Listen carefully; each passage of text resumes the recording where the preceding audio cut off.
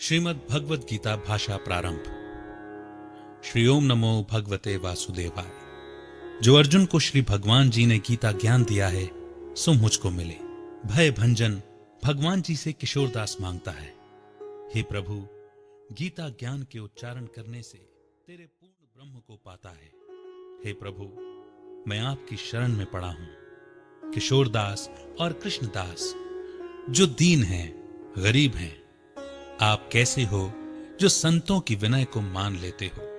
हे प्रभु, हे कृपा निधान, तेरे संतों एवं भक्तों के वास्ते मैं यह गीता ज्ञान भाषा में कहता हूं। पहला अध्याय। जब कौरव और पांडव महाभारत के युद्ध को चले तब राजा धृतराष्ट्र ने कहा, मैं भी युद्ध देखने चलूंगा। तब श्री वेद व्यास जी बोले, हे राजन, नेत्रों के बिना कैसे देखोगे। राजा धृतराष्ट्र ने कहा, हे प्रभु जी, देखूंगा नहीं तो श्रवण करूंगा। तब व्यास जी बोले, हे राजन, तेरा सारथी संजय जो कुछ महाभारत के युद्ध की लीला कुरुक्षेत्र में होगी सो तुझे यहां बैठे ही श्रवण कराएगा। वेद व्यास जी के मुख से यह वचन सुन संजय ने विनय की, हे प्रभु, यहां हस्तिनापुर में कुरुक्षेत्र की लीला मैं कैसे जानूंगा तथा राजा से किस भांति कहूंगा। तब व्यास जी ने प्रसन्न होकर संजय से कहा, हे संजय, मेरी कृपा से तुझे यहां से ही दिखाई देगा। व्यास जी के इतना कहते ही संजय की दिव्य दृष्टि हो गई और बुद्धि भी उनकी दिव्य हो गई। दिव्य दृष्टि साक्षात्कार को कहा जाता है। अब आगे महाभारत का कौतुक कहते हैं।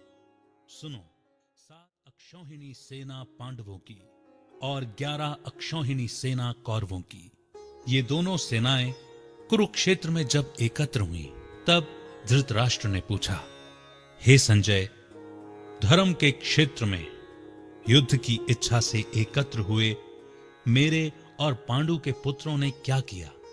संजय ने कहा, पांडवों की सेना को व्यूहित देखकर दुर्योधन द्रोणाचार्य के समीप जाकर कहने लगे, हे आचार्य, देखिए, आपके शिष्य बुद्धिमान द्रुपद पुत्र ने पांडवों की बड़ी सेना की कैसी व्यूह रचना की है। इस सेना में अर्जुन, भीम, बड़े बड़े धनुर्धारी वीर, युगधान, विराट, महारथी, द्रुपद, धृतराष्ट्र, चेकितान, बलवान, पुरुजित, कुंती भोज, नरों में श्रेष्ठ शैव्य, पराक्रमी युधामन्यु, बलवान उत्तमौजा, अभिमन्यु व द्रौपदी के 5 पुत्र सब के सब महारथी हैं। हे ब्राह्मण श्रेष्ठ, आपके स्मरणार्थ अब मैं सेना के प्रधान सेनापतियों के नाम वर्णन करता हूं। आप भीष्म, कर्ण, युद्ध विजयी कृपाचार्य, अश्वत्थामा, विकर्ण, सोमदत्त का पुत्र भूरिश्रवा और बहुत से शूरवीर मेरे लिए प्राण तक देने को तैयार हैं। ये लोग शस्त्र चलाने में बहुत चतुर हैं और सभी युद्ध विद्या में प्रवीण हैं। हमारी सेना, जिसके भीष्म रक्षक हैं, अपार बल है और उसकी सेना के, जिसके भीम रक्षक हैं, थोड़ा सा बल है। अब आप सब अपने मोर्चों पर सावधान रहकर सेनापति भीष्म की रक्षा कीजिए। कुरुवृद्ध भीष्म पितामह ने दुर्योधन को प्रसन्न करते हुए और ऊंचे स्वर में गरजते हुए शंख बजाया। फिर चारों ओर शंख, नगाड़े, ढोल, गौमुख आदि अनेक बाजे बजने लगे, जिनका बड़ा भयंकर शब्द हुआ। इसके अनंतर सफेद घोड़ों के रथ पर बैठे माधव, श्री कृष्ण और पांडव अर्जुन ने भी दिव्य शंखों को बजाया। श्री कृष्ण ने पांचजन्य और अर्जुन ने देवदत्त नामक शंखों को और भीषण कर्म करने वाले भीम ने पौंड्रक नामक बड़े शंख को बजाया। कुंती पुत्र धर्मराज युधिष्ठिर ने अनंत विजय, नकुल ने सुघोष, सहदेव ने मणि पुष्पक तथा महान धनुर्धर काशीराज शिखंडी ने धृष्टद्युम्न, विराट, अपराजित सात्यकी, राजा द्रुपद और द्रौपदी के 5 पुत्रों तथा महाबाहु अभिमन्यु इन सब वीरों ने अपने अपने शंखों को बजाया। उन शंखों के भारी शब्द से आकाश और पृथ्वी गूंज उठी और धृतराष्ट्र पुत्रों के हृदय कांप उठे। हे राजन, अर्जुन ने कौरवों को युद्ध के लिए प्रस्तुत देखकर भगवान से कहा, हे अच्युत, मेरा रथ दोनों सेनाओं के बीच में खड़ा कीजिए, जिससे मैं युद्ध करने वालों को देख लूं कि इस रणभूमि में मुझे किन किन के साथ युद्ध करना चाहिए। दुर्बुद्धि दुर्योधन से प्रीति करने वाले जो संग्राम के लिए यहां एकत्र हुए हैं, उनको देख सकूं।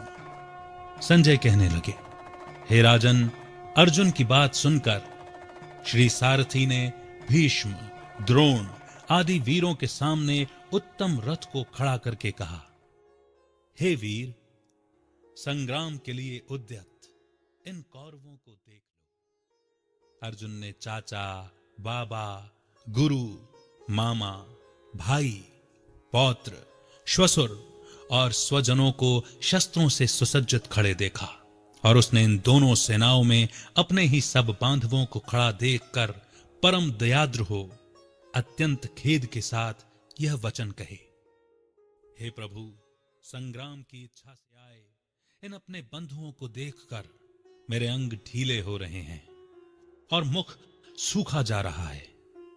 मेरा शरीर बेकल हो रहा है, रोमांच खड़े होते हैं, गांडीव हाथ से गिरा जाता है, त्वचा जली जा रही है।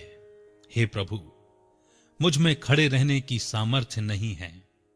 मेरा मन चक्कर खा रहा है और सब लक्षण मैं उल्टे देख रहा हूं और संग्राम में स्वजनों का वध करके कोई लाभ भी नहीं होगा, क्योंकि हे भगवान, मैं जीतकर राज्य व सुख भी नहीं चाहता हूं। हे प्रभु, हमको राज्य, भोग और जीवन से क्या काम है, क्योंकि जिनके लिए राज्य, भोग और सुख की इच्छा की जाती है, वे सब संग्राम में प्राण और धन की ममता छोड़ मरने को तैयार हैं। और आचार्य, पिता, पुत्र, पितामह, मामा, श्वशुर, पौत्र, साले और संबंधी ये सब मुझे मारें तो भी हे मधुसूदन, मैं इन्हें मारने की इच्छा नहीं करूंगा। हे जनार्दन, त्रिलोकी के राज्य के लिए भी मैं इन्हें नहीं मारना चाहता, फिर इस पृथ्वी के लिए तो कहना ही क्या। हे जनार्दन, धृतराष्ट्र के पुत्रों को मारकर हमारा क्या होगा? इन आतताइयों का वध करने से पाप ही होगा। इसीलिए हमें अपने भाई धृतराष्ट्र के पुत्रों को मारना अनुचित है। हे प्रभु, स्वजनों को मारकर क्या हम सुखी रह सकते हैं? सब लोभ के वशीभूत हैं और कुल के नाश करने तथा मित्र द्रोह करने में पाप को नहीं देखते। कुल नाश को जानते हुए भी हमको इस पातक से क्यों नहीं दूर रहना चाहिए?